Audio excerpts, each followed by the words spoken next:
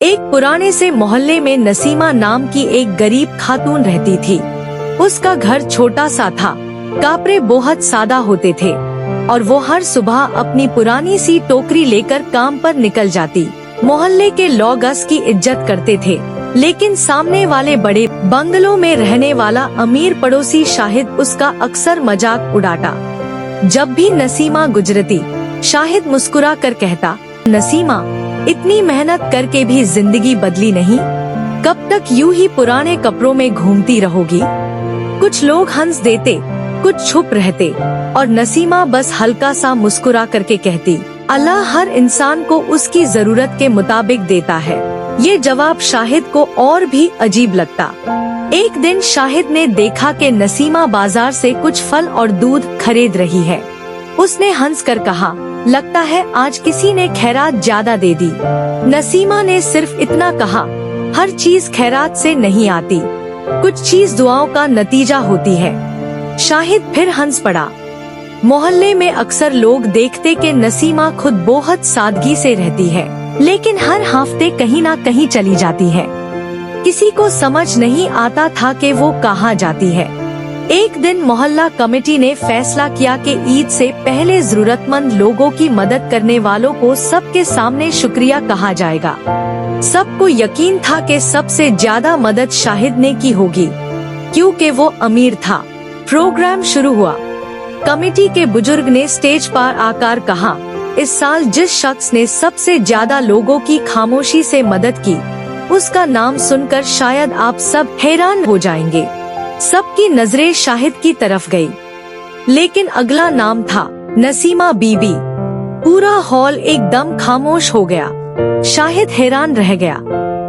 Committee के बुजुर्ग ने बताया, नसीमा पिछले कई सालों से अपनी कमाई का एक हिस्सा छुप छाप उन बच्चों की फीस, दवाओं और राशन पर खर्च करती रही है, जिनके घर वालों को कोई सहारा नहीं था। उन्होंने कभी अपना नाम जाहिर नहीं होने दिया। लोग एक दूसरे को देखने लगे।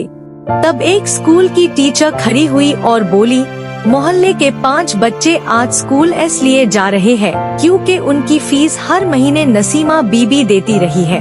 फिर एक बुजुर्ग औरत बोली, मेरी दवाओं का खर्चा भी यही उठाती रही है। एक छोटा बच्चा आगे आया और बोला, मेरी पहली स्कूल बैग भी नसीमा आंटी ने दी थी। ये सुनते ही शाहिद के चेहरे की मुस्कुराहट गायब हो गई। उसे याद आया कि जिस औरत का वो रोज मजाक उड़ाता था, वो तो खुद दूसरों के लिए रहमत बनी हुई थी।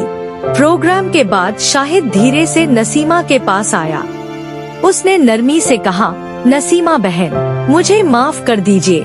मैंने हमेशा आपको कपड़ों और घर से पहचाना, कभी आपके दिल को देखने की कोशिश है नहीं की। नसीमा मुस्कुरा कर बोली, इंसान की असली पहचान उसके कपड़े नहीं, उसका अखलाक होता है। अगर आज आपको ये बात समझ आ गई है तो मेरे लिए इतना है काफी है। शाहिद की आंखों में शर्मिंदगी साफ नजर आ रही थी।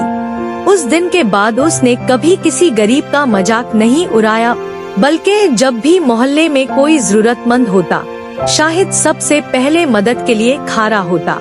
लोग अक्सर कहते थे, उस दिन सिर्फ शाहिद नहीं बदला था, पूरे मोहल्ले की सोच बदल गई थी। कहानी का पैगाम, कभी किसी इंसान की हैसियत उसके कपड़ों, घर या माल से मत लगाइए। असली अमीरी पैसों में नहीं, बल्कि इंसानियत, नरमी और दूसरों के लिए धड़कने वाले दिल में होती है। जो लोग खामोशी से नेकियां करते हैं, अल्लाह उनकी इज्जत एक ना एक दिन जरूर बुलंद करता है। अगर वीडियो अच्छी लगी हो तो लाइक, शेयर, सब्सक्राइब करना मत भूलना।